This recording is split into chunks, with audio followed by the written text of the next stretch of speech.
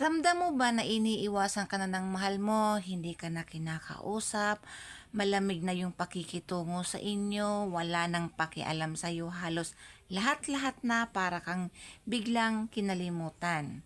Kung yes po ay tapusin niyo po ang aking video para malaman niyo kung paano ito gagawin.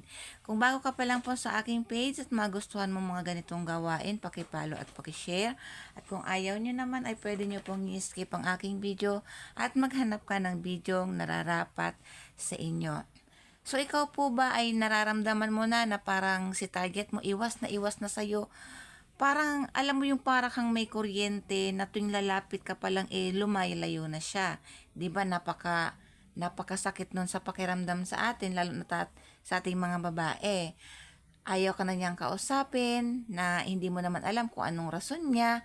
Maaaring nabaling yung atensyon niya sa iba kaya nang lalamig siya sa inyo.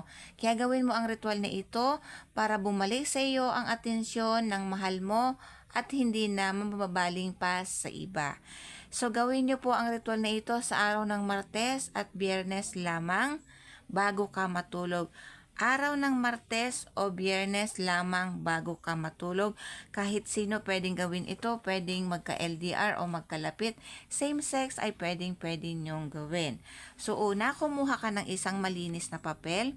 Isulat mo lamang dito gamit ang kahit na anong kulay na panulat ang pangalan at apelyido mo. Pangalan at apelyido mo, sa baba pangalan at apelyido ni target mo. Dito sa baba o sa gitna, isulat mo lamang ang sigil na ito na siyang tutulong sa iyo para kausapin kang muli ng inyong pinakamamahal. Gayahin nyo lamang po kung paano ang pagkasulat. Tapos tupiin mo lamang ito ng 3 beses papasok sa iyo. Pag natupi nyo na po ng 3 beses, hawakan mo lamang ito, mariin mong hawakan. Pagkatapos, tawagin mo ang kanyang tunay na pangalan. Halimbawa, Juan Luna, sa sandaling ito, inaanyayahan ko ang dakilang pwersa upang matugunan ako at makuha ko ang pansin mo.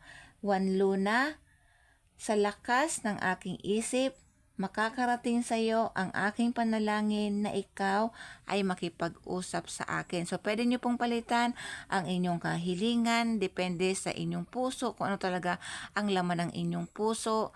Gawin nyo po ito na may pagmamahal, sobrang pagmamahal sa inyong target para madali mong mapagana ang ritual na ito. So pagkatapos nyo pong masangbit ang inyong kahilingan, ay itago nyo na ito sa inyong wallet, pwedeng sa inyong unan, sa inyong bag. Doon mo lamang ito hanggat hindi ka kinakausap ng inyong target. So pag halimbawa po kinausap ka na ni target, ay okay lang na wag mo na itong alisin sa inyong pinaglalagyan para forever na siyang hindi manglalamig sa inyo. So maraming salamat po, mag-iingat ang lahat.